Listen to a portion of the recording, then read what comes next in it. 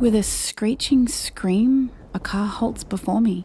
It stands close enough that I can feel the warmth of the engine on my legs. My eyes take a few seconds to adjust to the overwhelming headlights. But when it finally does, I notice the sign on top of the car. Taxi.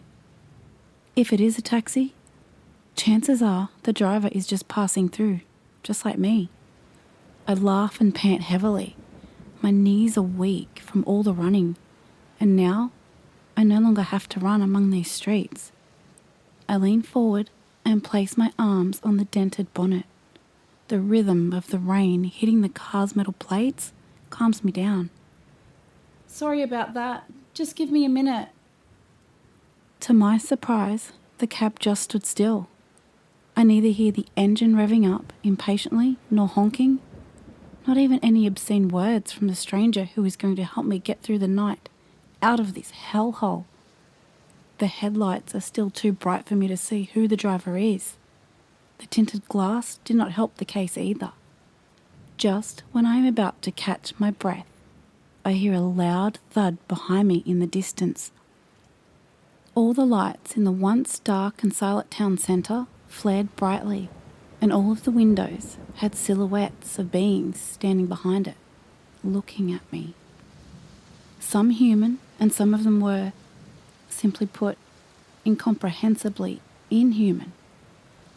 Few of the doors were open too, freely letting out light which allowed me to see the people walking towards me, slowly, but dozens of them certainly walking in my direction. Without any hesitation, I rush to the side of the car and see the back door open. I hop on inside, slamming the door shut with one of my hands. My backpack gets in the way and doesn't let me close the door. But I keep on pulling the door again and again forcefully and yell out, "Just turn around and start driving!" The car slowly starts moving and shakes a bit. One of the wheels must have gotten over some curb. I throw my backpack to the seat next to me and shut the door. Fortunately, the car sped up as soon as I did so. Curiosity gets the best of me and makes me look back at the town. The people who were on the streets just disappeared out of sight, one by one. The houses went back to being hidden in the dark, except one. I kneel on the seat and turn myself to the rear glass, totally pervious to that sick place's allure. I still do not know what is wrong there, but I have to know.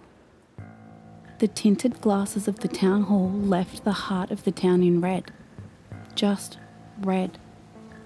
But it is hypnotizing, pretty and tempting from this distance.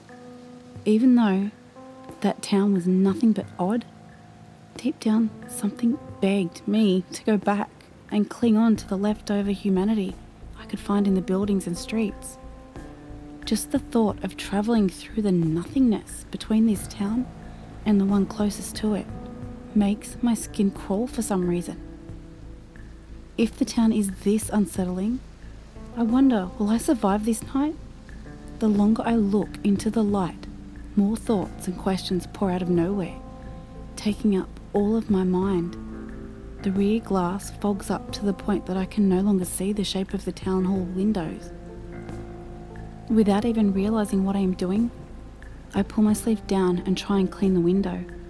I want to see as much as possible, know more and understand everything. I want to get back to the town, I mumble to myself and gasp. I am the dummy who got into this situation, but I am not dumb enough to let anything manipulate me into throwing my life away. I turn back and try and sit comfortably, only to notice that the car is slowing down. The driver just sighs, saying not even a single word. The awkward silence gets cut by the repeated beeping of the turn signal. Like a helpless child, I begin screaming. No, just don't turn. I can see his hands move and turn the steering. I want to do something, but my body doesn't budge.